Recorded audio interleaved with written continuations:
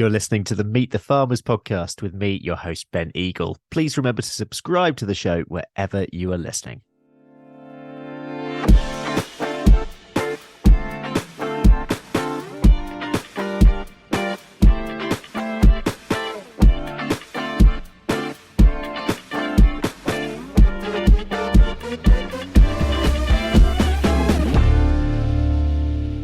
Hello, everyone, and welcome to episode 252 of the Meet the Farmers podcast with me, Ben Eagle. Today, we're heading to Derbyshire and the Peak District to meet mixed livestock farmer Alistair Macbeth. Alistair's farm is principally a small dairy farm of around 120 acres. He's milking 30 Jersey dairy shorthorn crosses plus their followers. And Alistair also keeps some Jacob sheep and some Gloucestershire Old Spot pigs. He and his partner Connor became farmers completely by accident, it seems. They arrived on the farm in a converted van, offering to work a few hours a week for the owner, who was looking for someone to help them out in exchange for a place to live. And 6 years later, they were managing the place. What's more, at the time, they were vegans, although they both now eat meat. So have gone through a bit of a personal transformation. Alistair, welcome to Meet the Farmers. It's great to have you on the show. Hello, thank you for having me. It's great to be here. It's quite crazy to hear that short little summary of the past few years. Been quite a roller coaster. I was going to say, I'm looking forward to hearing about it. But before we talk about your business, tell us a little bit about farming in the Peak District generally, in terms of what most of your neighbours do, what the landscape is, that kind of thing.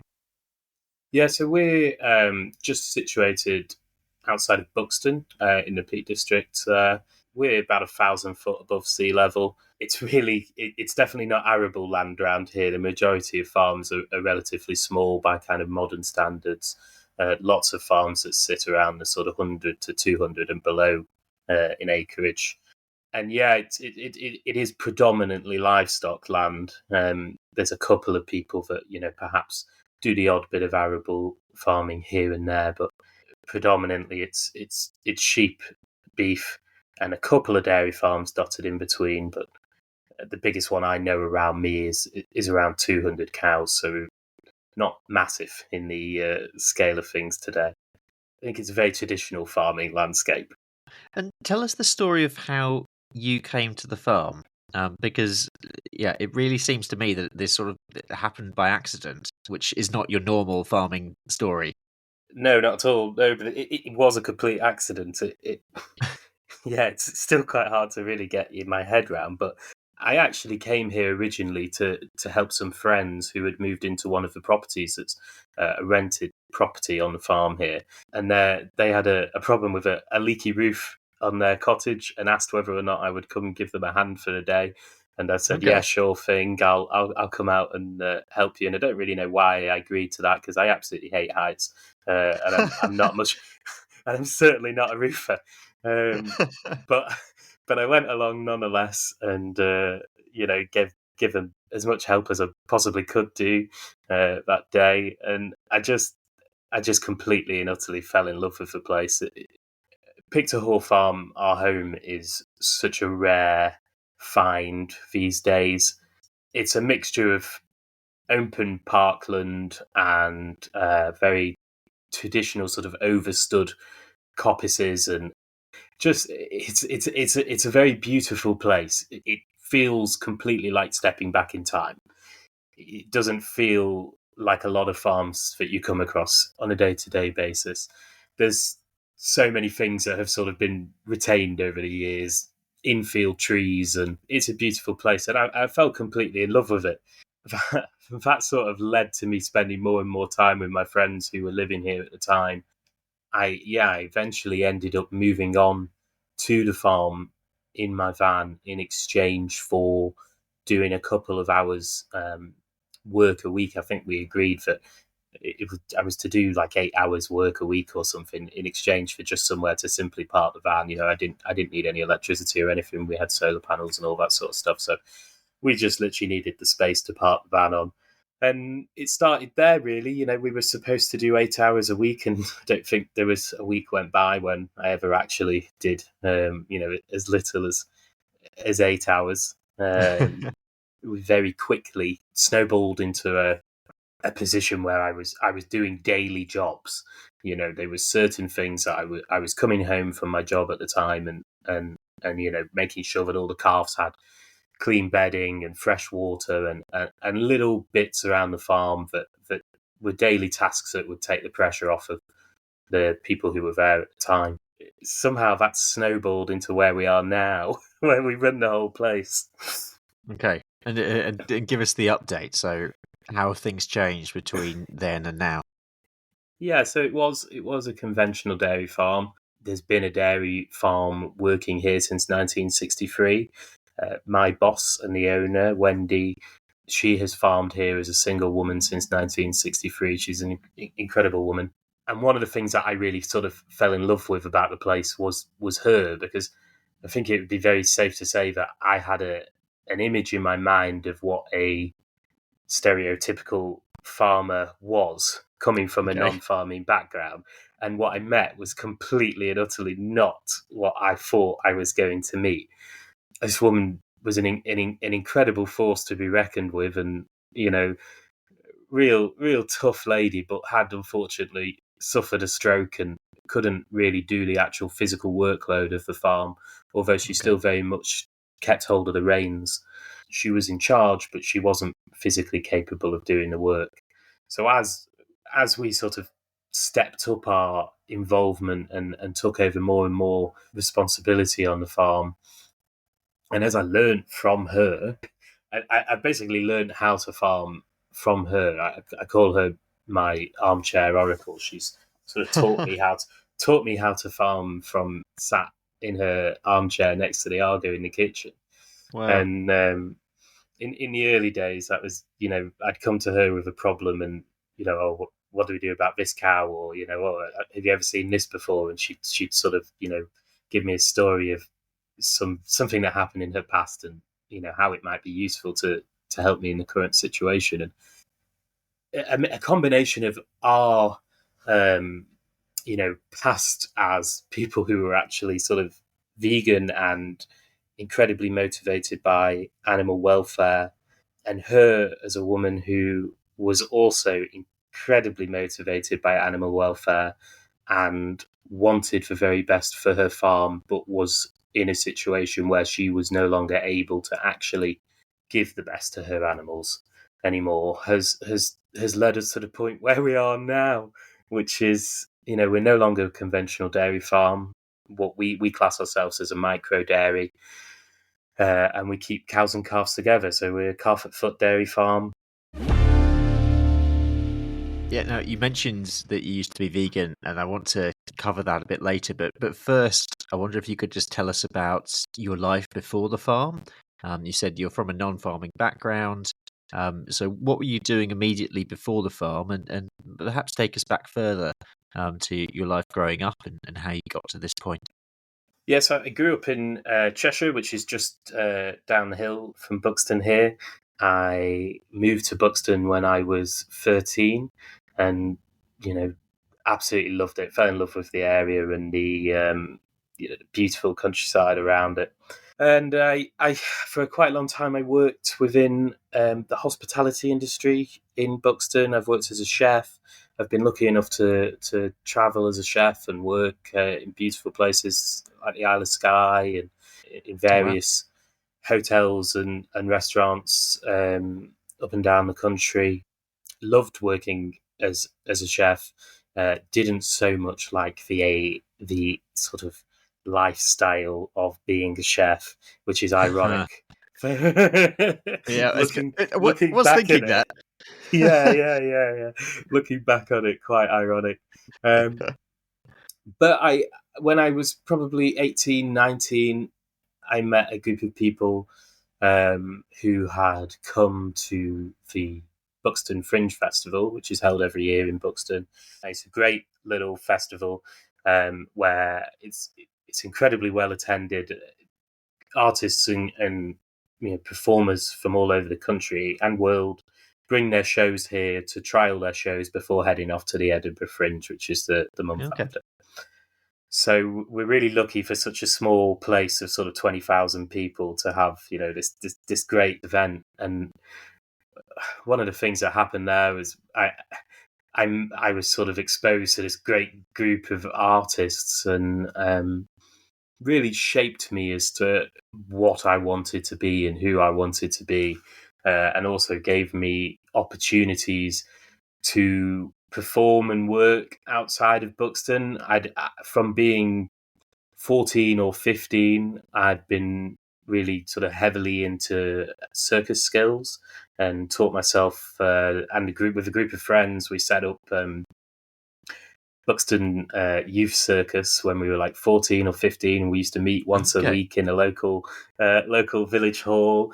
Everything from juggling to unicycle riding to stilt walking to you name it, we'd give it a go. And one of the things that came out of that was kind of an ability to perform with fire. So as a fire breather and juggler and spinner. And I used to do that as kind of a party piece around Buxton, and performed at various sort of local-ish events over a few years. And then the combination of meeting people who were attending Buxton Fringe and having this sort of skill set opened me up to a wider audience of folk and different sort of venues, and started going and working in different places, and predominantly as a fire breather or eater. That tends to be the one that people want to see, sort of thing. That's the money maker. Do you still do any? No, not really. No, I didn't used to have a beard, and if I'm not sure that a beard and fire breathing would go particularly well. Yeah, I don't do it anymore. I haven't done it for a very long time. I'm pretty convinced that I still could, but there's not really been a suitable occasion yet. Yeah, I wouldn't be against the idea, but I'm not looking for gigs, that's for sure. Because I'd be willing to make a bet that I'm pretty sure you'll be the only fire-breathing dairy farmer out there. Yeah, intentionally, yes, definitely, I'm sure. Yeah, it's a bit of a strange one to have, but it used to get me into places. It used to get me into festivals, and it used to get me, free tickets to some cool events. And I've done bits outside of some nice, interesting club venues, and seen different artists and met different people that I wouldn't have met before. Done some crazy show. One that sort of comes to mind was performing at Alexander Palace Day of the Dead parade for firework display, when there was something like 20 to 30,000 people attended this event. And Wow. The start of the fireworks was me coming out from sort of a wooded area in front of the audience with smoke and lights, and then this great ball of fire came out of my mouth, and then second I did that, they pressed go on the fireworks. And it's pretty hard to beat a feeling like that, to be honest. That's amazing. The performance side of things, I love the performance side of things. We used to do events, we used to do performance stuff, but one of the things that also happened through the people that I'd met through Buxton Fringe Festival was I met a guy called Graham, who had a community arts-based company based in Preston, and he'd just been fortunate enough to receive national lottery funding to deliver to a deprived area in Preston. And I was lucky enough to sort of become a part of that project, and became a director of the company, and worked on that project for 3 years, delivering everything from CV writing workshops to creative space, elderly knitting groups and crafting groups, through to children's drama lessons, music lessons, all sorts of different fantastic things, really, that were completely and utterly lacking from this estate in Preston. We were able to reopen their community hall that had been closed for about 4 years. Wow. And was completely overgrown, and re-landscaped the gardens, reopened it, and sort of got it back as a functioning part of the community. And that was very much what I was doing on a day-to-day basis when I came to the farm. And that we reached a sort of interesting point where my role on the farm had grown.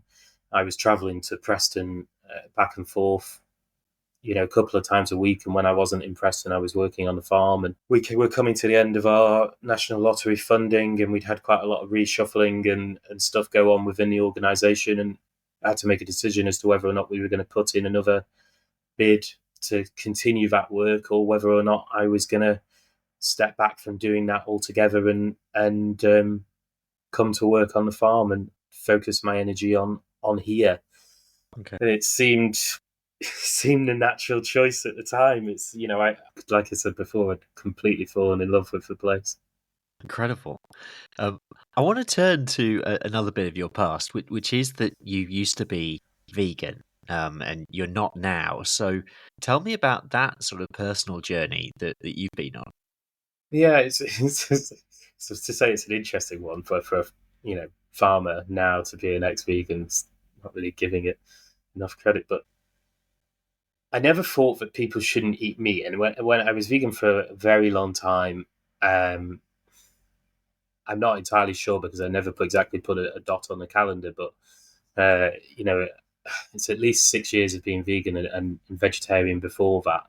And in that time, I had various conversations with people about being vegan and so on. And I always used to say the same thing, which is that I don't think that people shouldn't eat meat, and I don't think that people shouldn't have access to eating meat. But what I do think is that how we're farming meat and the current farming system needs to change.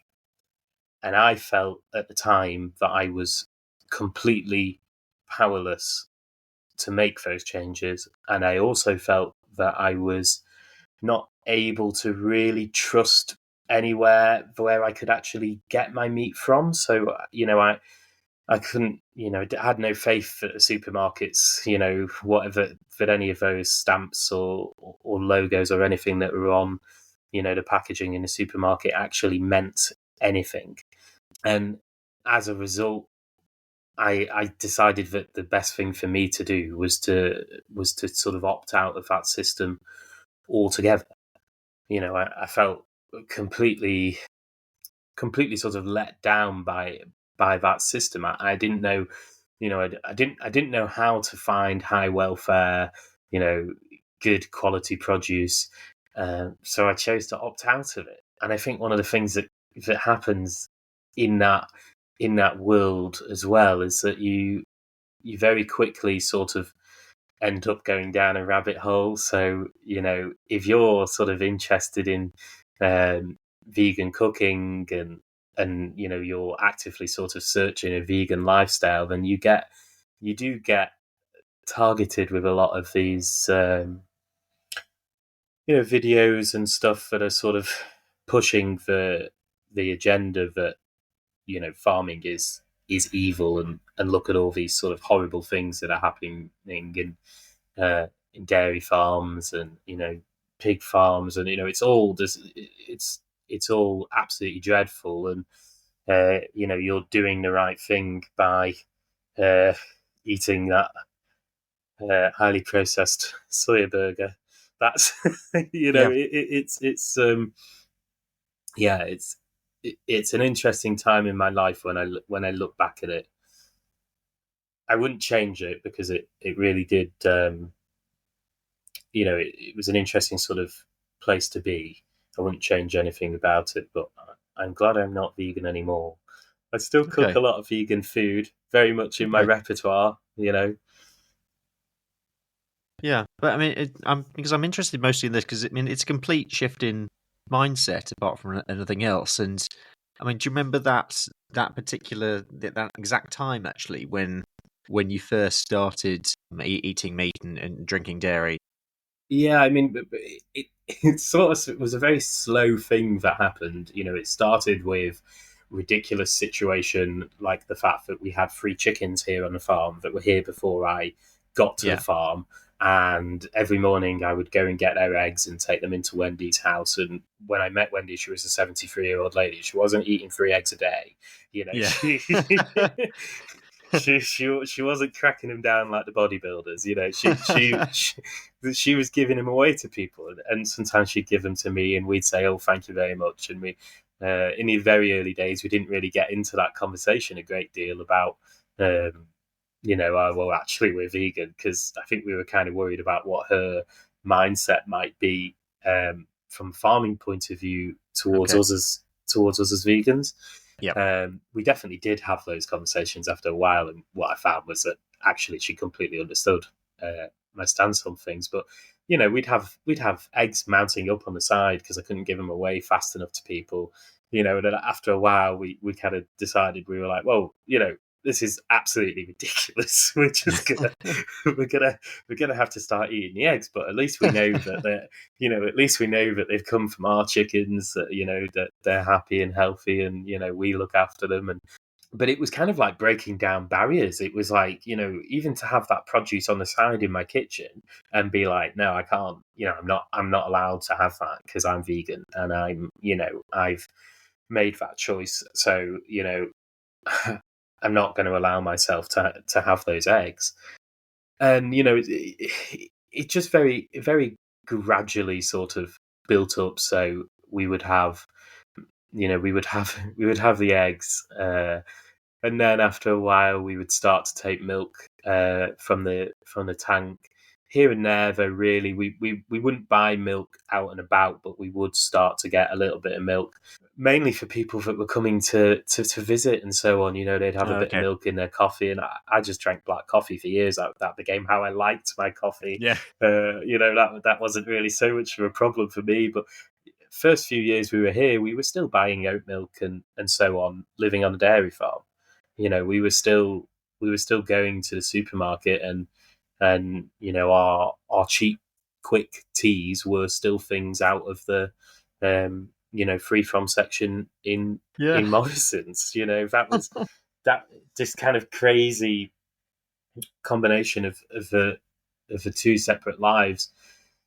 But I think the thing there is that neither of us really intended on being here forever back then. We thought that we were here on the farm, we were helping Wendy, we were going to help her to do this until the end, and then we were going to, shut it down for her, make sure that the cows and stuff were rehomed as appropriately as they could be. We used to spend time in the early days looking into, the sort of the cattle cow sanctuaries and stuff that are around in the UK to see if we would be able to, properly rehome them. At no point was the decision, well, when something happens to her, we'll just call the abattoir and send them all in, sort of thing. That wasn't what this was about. This was about us making sure that we were trying, doing the best we could by an incredible woman who had an incredible story, and unfortunately the last sort of part of her story was not going to be so colourful. She would have eventually had to have closed the farm, and she would have probably lost everything that she worked for over all of her life due to her ill health. And we were trying to protect that, and we just thought eventually one day we'll just walk away, and we'll have done the right thing by her, and we'll have made sure the animals have been, as best cared for as they could be, and that was the end of that. It's obviously not worked out that way, but that was the plan. I guess in that, lots of conversations with me and Wendy over the kitchen table in her house, and me sort of struggling with running. I knew that what I was doing it for the right reasons, but I wasn't okay with what I was doing in terms of things I was doing on a day-to-day basis on the farm. I wasn't okay with separating cows and calves. That was a real big issue for me, and it was making me absolutely miserable. So we were starting to look for ways to find an alternative to the situation that we were in, so that we could support her and continue continue what Wendy had done and support the cows, but also so that I wasn't completely sort of selling myself down the river and everything that I sort of stood for and everything that I believed in. And, there was some quite hard decisions. And we started having a look around online and came across the ethical dairy in Scotland, David and Wilma Finlay, and their cow with calf unit up there. And I sent them an email and said, would it be possible for us to come and have a look at your beautiful farm? And they got back to me, said, yeah, absolutely. And we drove up there, told Wendy we were going, and she was, thought it was very interesting, wanted to know what we'd seen. And we got there, we got this fantastic farm tour from David, and saw this beautiful cow with calf set up.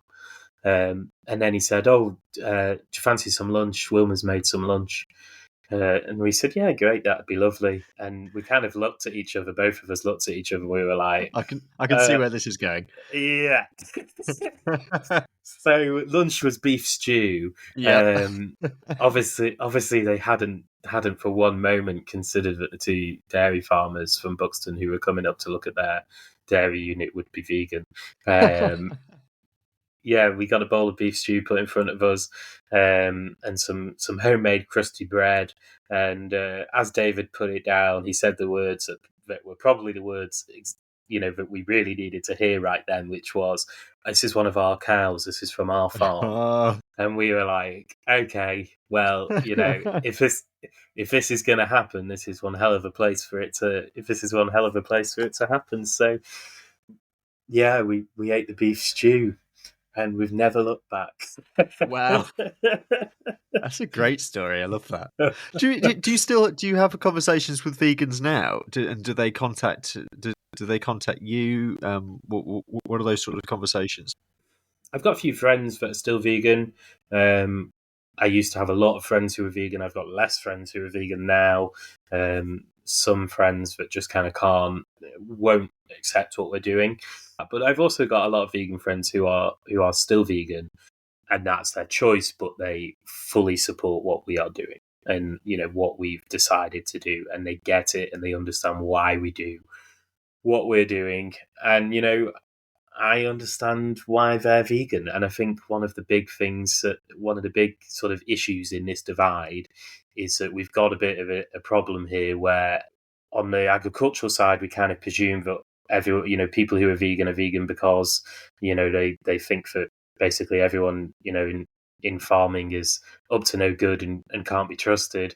And on the vegan side, some people are doing it just because actually they believe that that's the healthiest way for them to live, and it's not necessarily about the ethics, of the animal welfare side of things at all. For a lot of people that are vegan, it's about diet, and I tell you something, nothing makes you consider every single thing that you eat like that diet.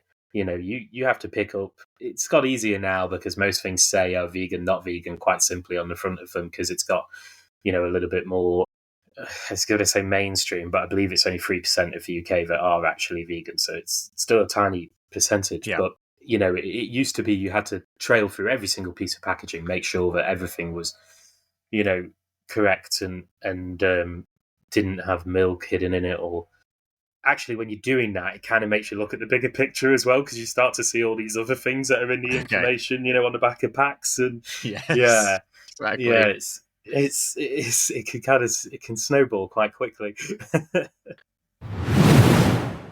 Meet the Farmers is brought to you by Rural Pod Media, the only podcast production agency to specialise in the rural sector.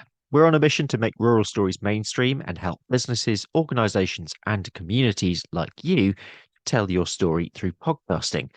Podcasting is a fantastic way of connecting with your audience, whoever that might be, getting your message out there and networking with leaders in your niche. Rural Pod Media can help you by launching your new podcast or helping you with the technical side. We also provide podcast training and an audit service if you already have a podcast. You're not sure where to take it to next. For more information or to book a call, visit ruralpodmedia.co.uk. That's ruralpodmedia.co.uk. Yeah. So, just bringing it back to the farm, can you tell us a bit about your system? So, you went up to the ethical dairy and you changed your system. So, what does it look like now? What it looks like now is a cow with calf unit. So we milk our cows once a day, and then they're allowed to rear their calves, to put it quite simply. So in the sort of breakdown of that, we used to milk twice a day, 4:30 in the morning, 4:30 at night. We no longer do that. I do not get up at 4:30 in the morning unless I absolutely have to these days. I will do it if I need to. No, credit to all of you out there who are doing it. But that's definitely not my strong point. We milk in the morning.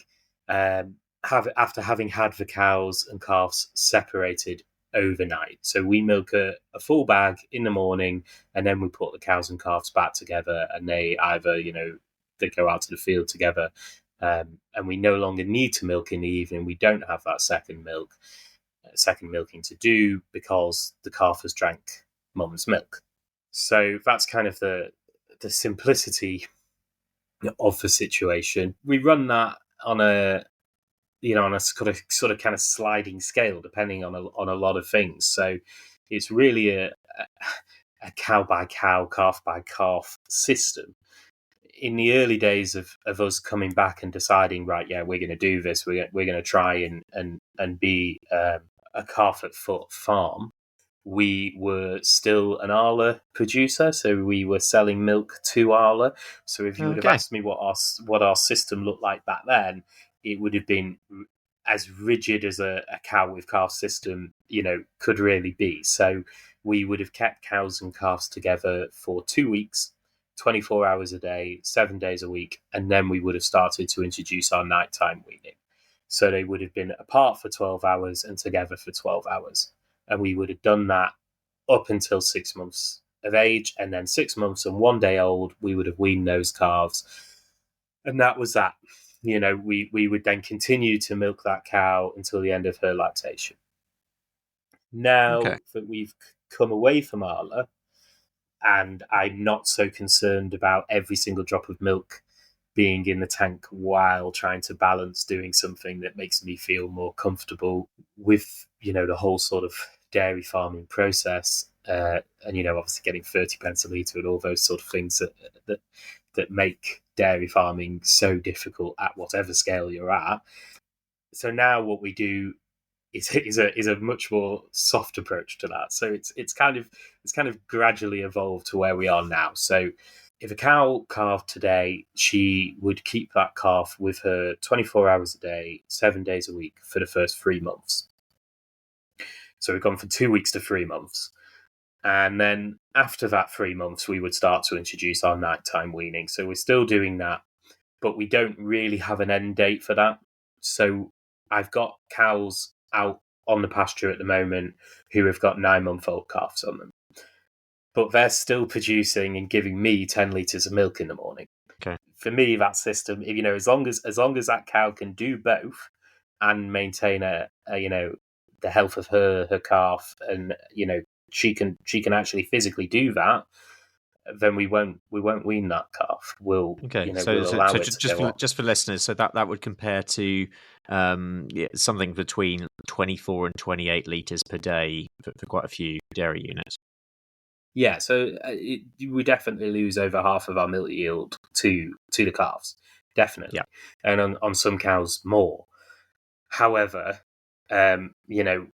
so where we are now is that we're pasteurising and bottling that milk, and we're selling that and retailing that at £2.50 a litre. So if I've got 10 litres off of a cow at £2.50 a litre, I've got £25.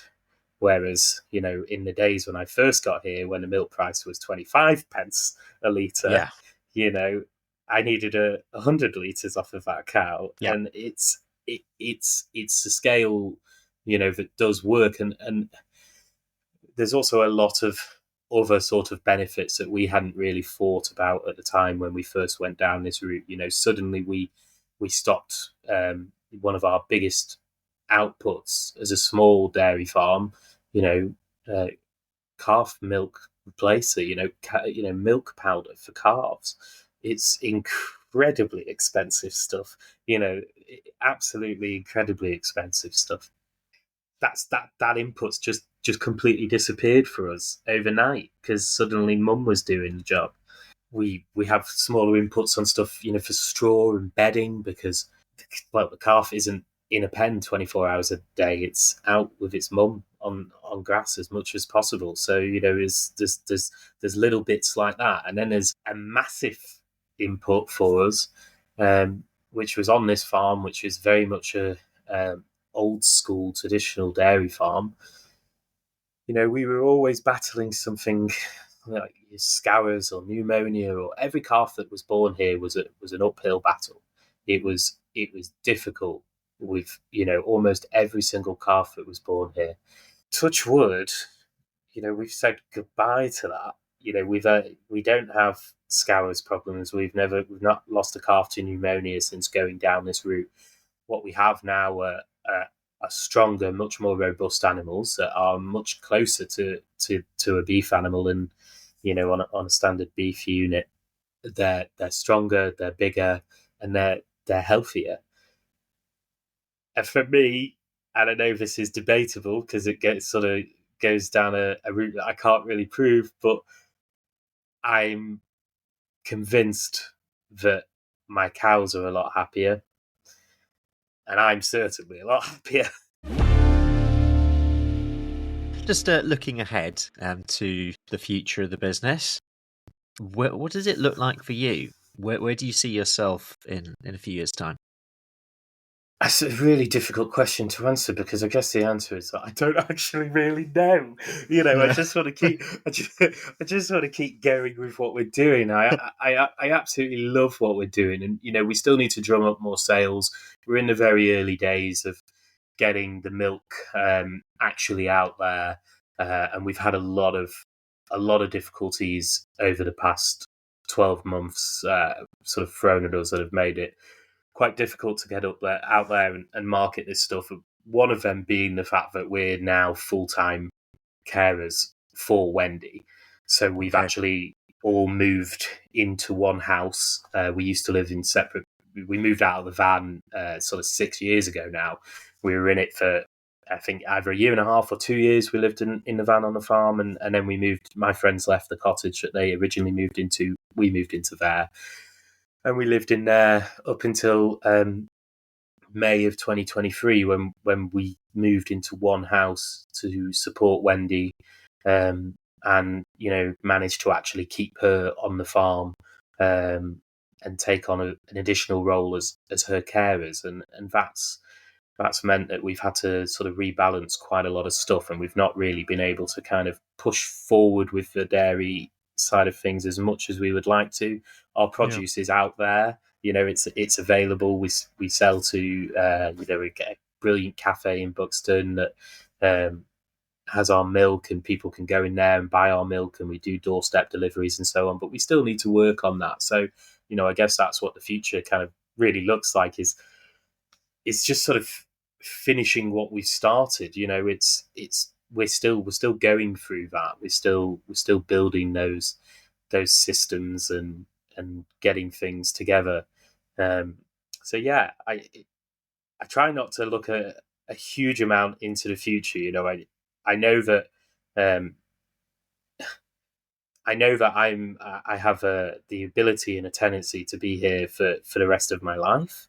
I can continue to work this farm, but I also know that I've got some incredibly challenging times ahead of me.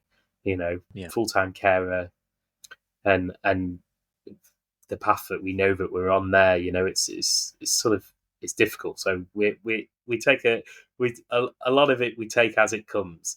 Yeah, definitely living in the present. There's a lot to be said for that.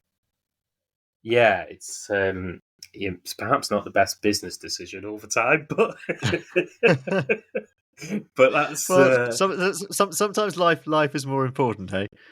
It is, and you've got to do what you're proud of. There's far too many people, out there, and a lot of people on farms out there who are doing it because they think that they can't do anything else, Yep, rather than the fact that they actually love it. It's for a sure. it's a very difficult industry.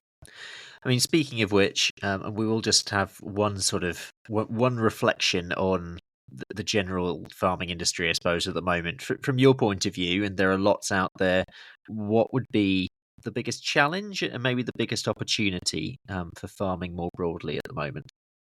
Uh, well, it seems that we've got huge environmental issues, changing climate, pressures, sort of completely out of our control.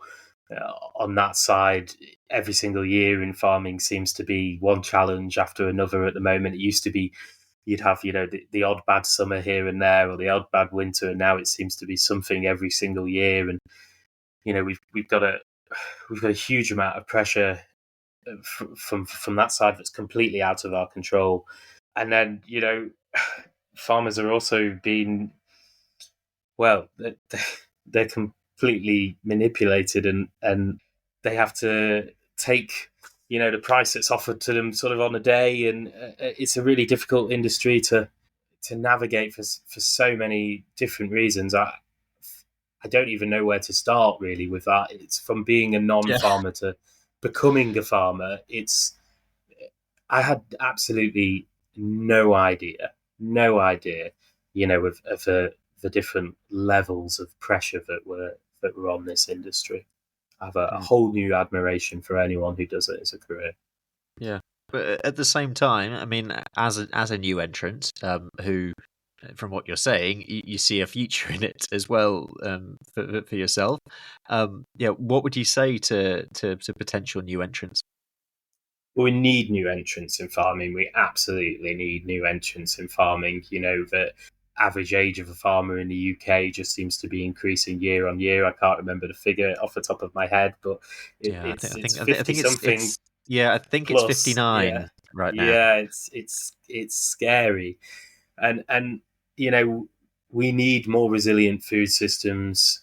We need new entrants to come into this industry, and I guess to do that we've got to kind of break down a bit of the sort of them and us barriers that are built pretty high around the sort of agricultural communities, and try and let new people in, and give people a chance. I firmly believe in enterprise stacking, and people helping each other out in that way. And we've at the end of the day, we all we all want to do the best we can on our farms, and we all want to sort of do the best for our stock and for our soils. And we've got a hell of a big task ahead of us to create and produce good quality food in what's going to be an even more changing and challenging environment as time goes on. And I think a lot of the things that could make that easier is if we actually allow, you know, access to land for people who aren't necessarily from agricultural background, because we can do it. We might just prove you wrong. Yeah, I think you've summarised the issues pretty well there, and voiced, I suppose, voiced really effectively. I think, yeah, that weight on the industry that I think so many people feel, but also that excitement as well, that there is for new entrants. Um, we're running out of time, so I'm going to move on to the quick questions, and these have nothing to do with farming, and they're a bit random. The first one: if you could have dinner with any historical figure, who would it be? So I'm going to go for a really random one here that I'm pretty convinced Okay. you'll never have had, and it's quite personal. But being Alistair Robert Macbeth, I would quite like to meet the original King of Scotland, the Love it. true Mr. Macbeth, King Macbeth, who wasn't just a Shakespeare character. So that would be my answer, Yeah, I just so should I say can find out yeah. once and for all whether or not there is any relation. Yeah, we didn't actually say at the beginning. Do you have Scottish blood in you? Because you can't be called Alistair Macbeth without having any Scottish blood in you. Yes, there is a good amount of Scottish blood in me. Yeah, a heck of a lot. And my dad is obviously very proud of that. But I'm got to be the most English sounding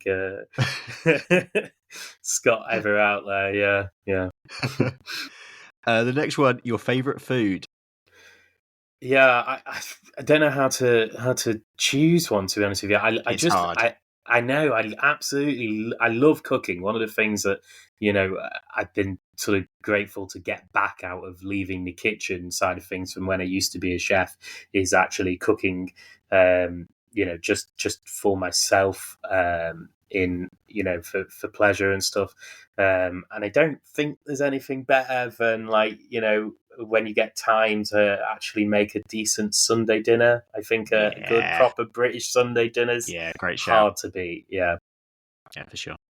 And casting your mind back, what was the first music that you bought? First single, first album? Well, I can quite clearly remember, and this might tell you far too much about me as a teenager, but I can quite clearly remember being stood in the queue of HMV with two CDs in my hand, and my mother turning to me and saying, "Are you sure those are the ones you want?" One of them being a Marilyn Manson album, and the other one being a Slipknot album, and me being adamant that yes, I those love were the ones I wanted, and I'll stand by it. To be fair, I was right. that. That's great. And the final questions. The first is, Alistair, if you had a message for the public, what would it be?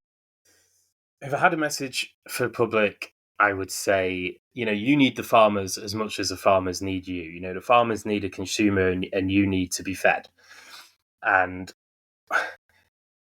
I think, there has been a sort of a great trend and rise in people wanting to shop locally and find good quality produce, and support farmers, and that's great. But I think with a lot of trends, these things can quite quickly get forgotten about. They become cool and hip and trendy for a moment, and then folk move on. And I think your farmers, they desperately need you to support them right now, and you really can make a difference to your the local landscape, and so many different things by actually voting with your wallet and supporting the people around you. And your message to farmers? Yeah, my message to farmers would be, having come into this industry as a new entrant, I think we need to, as an industry, we need to work pretty hard on on breaking down some barriers around, as I kind of mentioned before, around allowing new people in, and around allowing new ideas. And there's not just one way to farm, and we all know that, and we all know that there's so many different ways, that you can go about things. But we've got a really bad habit as an industry of really judging the neighbour for what they've done on the other side of the fence, and we're all doing it for our own individual reasons, and we're all under so much pressure. And I think as a community, although there is great community within the farming industry, I think we could just do with being a little bit kinder to each other on a whole. I think we would really benefit from just sort of having more conversations, and you know not just conversations about oh, wasn't the price last week at market was great, wasn't it? And about actually just sort of basic stuff like, are you okay, how are things going at the moment? I Yeah. think that would actually make a massive difference within our industry. And I worry a little bit too much that we're too concerned with kind of being these big, strong people. And that's because we've got a heck of a lot of weight on our shoulders, and I totally understand that. But if we're going to get through the next few years, we're going to have to do it together. Great message. Alistair, thank you so much for coming on the show. I think your story is fascinating, and best of luck from me for everything that you've got going on. Thank you very much, and thank you for having me. And hopefully I'll bump into you at Groundswell next week. I'm sure I probably will. Yeah, I think I'm going to bump into lots of people. Yeah, lots of people at Groundswell next week. Yeah, although by the time this episode comes out, it will already have happened. Oh, sorry. Yeah, I've done that. No, that's fine. We'll keep that in. That is it for today. We'll leave it there. But yeah, a big thank you to my guest, Alistair Macbeth, for coming on the show. Thank you also for listening. Please subscribe to the show. Please leave us another comment and a rating and review. That's always appreciated. For now, I'm Ben Eagle. This has been Meet the Farmers, and thank you very much for listening.